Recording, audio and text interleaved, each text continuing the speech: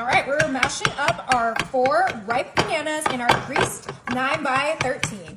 Looks good for now. We're gonna put that to the side and bring in our sweetened condensed milk, and we're gonna add this whole 14 ounces of sweetened condensed milk right into our dish with our mashed bananas. This is such an easy and delicious dessert for all those people that love bananas because it is so banana forward and so tasty. So we're gonna get that whole can out of there. We don't want any of that sweetened condensed milk left behind. Oh my goodness, I'm so excited for this dessert. It is great for just a yummy little sweet treat that you want to make super quick. Beautiful.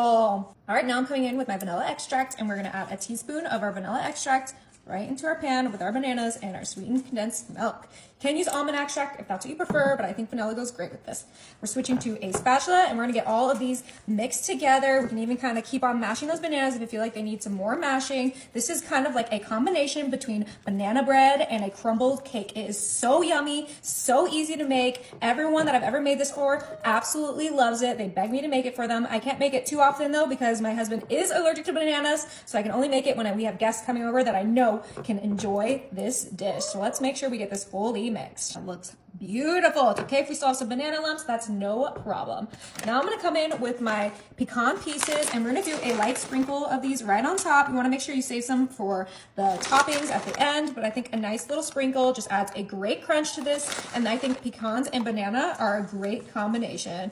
Beautiful. All right, now for the fun part, I have this Dolly Parton cinnamon swirl crumble cake, and it comes with 2 different little packages. We're gonna start off with this white cake mixture, and we're gonna put that right on top of our entire pan. Make sure to evenly spread that out. You might need to use your hands. Don't worry, my hands are clean. So let's get this right on top of here. It smells delicious already. Cannot wait to get this cooking.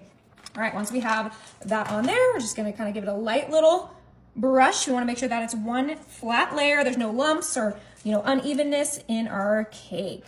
Oh, that looks so good. Yummy. Perfect. All right, now I have a 1.5 sticks of melted butter that we're gonna drizzle on top of this cake mix. You can do butter pats if that's what you prefer, but this kind of gives a little bit of a better coating for a cake mix. And this is kind of similar to like a dump cake, but it's even better because we're using that cinnamon swirl mix and we're using bananas. Oh my gosh. And of course, everything tastes good when it has sweetened condensed milk in it. So once we have that on there, we're gonna finally bring in our cinnamon mixture that came with our cake mix, and we're gonna sprinkle that right on top. Oh my goodness, it's gonna be so good. And you can add as much or as little of this cinnamon mixture as you like. I think I'm gonna add about half of that, and you can just save that for some donuts or something. But this is ready for the oven. My oven is set to 375, and it's gonna be in there for 45 to 50 minutes. All right, we took this out of the oven and we let it sit for about 10 minutes. Now this is not complete without a little bit of caramel sauce. And this is obviously optional, but I'm just gonna dip my fork in and kind of just do like some, I need more than that. We're gonna do a little bit of swirlies on here because banana and caramel are like best friends, and I had to add this. Yummy. Serve this up, and this is a spoon and bowl kind of dessert, so let's dig in. Oh, that crust is perfectly cooked. Oh my goodness. Oh, that looks so good. I think I need more than that though, right babe? Yeah, I didn't get to see it though. Ooh. All right, we're gonna put this to the side. I have some Ready Whip.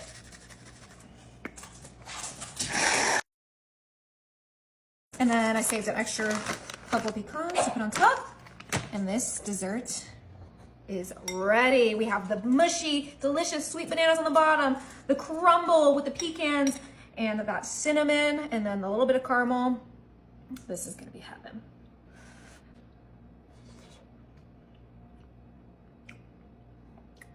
Is it good? That is absolutely insane. This is like the best thing I've ever had in my life. You have to try it.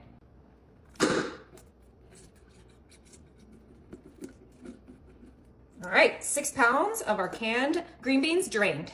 Now I have my baby potatoes washed and ready to go in our crock pot with our green beans. Yummy. Now I have a beef kielbasa sausage, and we're gonna go ahead and cut our sausage into small pieces into our crock pot with our green beans and our potatoes. This is such an easy and delicious dinner in the crock pot that everyone will love. Now I use the canned green beans, but you can use fresh, you can use frozen, you can use whatever you like. And those potatoes are just gonna go beautifully with the sausage and the green beans. So let's go ahead and get these all chopped up into small coins so that we can get this cooking. Yummy, it smells so delicious. Yum. And then I do have a second one that I'm just gonna cut up real quick. All right, we're almost done cutting up that second one.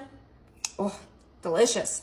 Now I have here some slivered onions. This is about 1 onion that we're gonna put in there. Now, if you don't like onions, you can skip this, but you know I love the onions. Ooh, and I did buy them pre-cut because I hate crying, okay? Don't judge me. Now I have my minced garlic. You can use fresh if you prefer, but I love the convenience of the minced, and we're gonna add a few scoops of that. About 2 tablespoons should be perfect for the amount of food we're cooking. Now for seasoning, we're gonna start off with some red pepper flakes, and we're gonna add a generous amount to make sure that everything gets a little bit of that kick from the red pepper. I love using red pepper for this recipe because it really just ties everything together with that sausage, the green beans, and those potatoes. I know it seems like I'm seasoning it too much, but I'm not, I promise you. You wanna make sure that you have that flavor in there, so do not skimp on the red peppers. All right, now I'm gonna add a little bit of salt, freshly grated in there. Add as much or as little as you like, but this is an 8 quarts crock pot, so we really need to make sure that we season everything heavy. So this is my pepper that we're gonna freshly grate in there, and this one's a little bit tougher to get out, but we wanna make sure that we add a lot of pepper because it's gonna complement all of those flavors. We wanna make sure we can see that pepper on there. All right, I think that is ready. So I have my big spoon here, and it is time to give this a mix. Be extra careful, make sure nothing pops out of the crock pot, but we wanna make sure that everything gets coated in the seasoning and that garlic, and it just gets well combined together.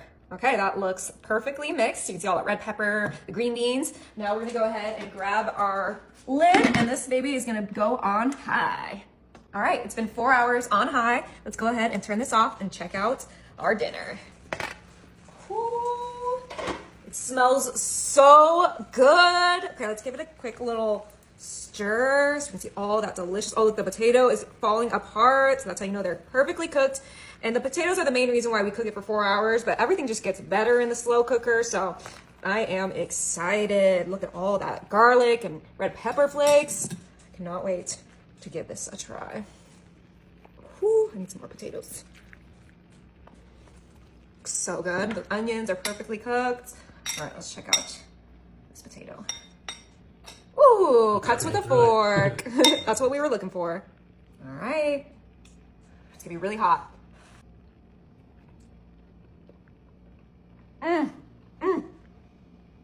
Is it good? That is so tasty. Oh my goodness. You guys are gonna love this. All right, this is just my crescent dough sheet that I cut into 6 long pieces. Now I'm gonna grab some ultra thin sharp cheddar.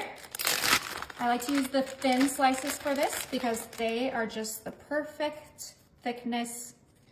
All right, and just lay that cheese like this. We're doing about half a slice. Looks like 3 is gonna be the magic number for this. Now we'll go ahead and do that for the others. All right, so I actually finished 4 out of the 6, but I'm gonna grab some cooked bacon, and we're just gonna kind of get some small pieces, and we're gonna put it right in between that cheese on our crescent dough, just like this. And you can put as much or as little bacon as you want. It is your choice to use a lot or a little, or even sausage. Now I'm gonna grab some scrambled eggs, and we're gonna put that right on top of the cheese, just like this. This is gonna be a super yummy and super easy breakfast. We're just gonna put this all on our crescent roll, and you'll see what we do next, but it's so fun and so cute. It'd be great for like a birthday, Father's Day, you know, whatever you wanna make this for. I think whoever receives it will love it. Okay, so you don't need to put too much egg or bacon, because then the technique that we're about to do will not come out the way we want. Okay, so you're gonna start at this end, and you're gonna fold over the dough, and then just start rolling, just like this. Make the roll as tight as you can. Ooh, the big boy. Okay.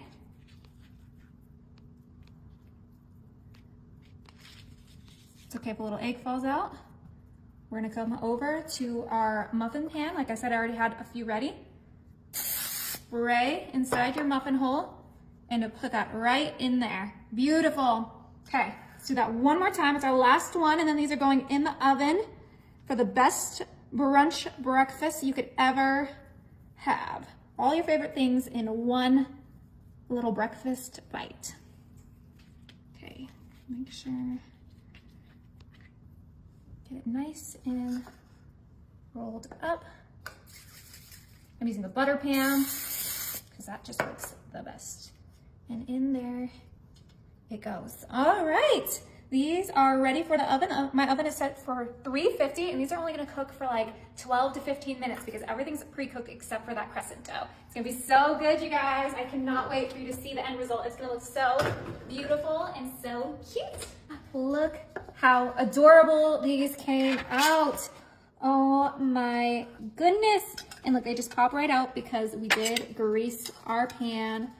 You gotta grease the pan because of that cheese that kind of oozes out. Oh my, they are cooked to perfection. I impressed myself. Okay. I cannot wait to get a bite. I did let them cool down, so they are ready to eat. All right, I think I'm gonna grab this big, juicy one. It's calling my name. Look at that bottom. Look at that swirl. Ooh, okay, I'm gonna take a big bite so I get everything in bite.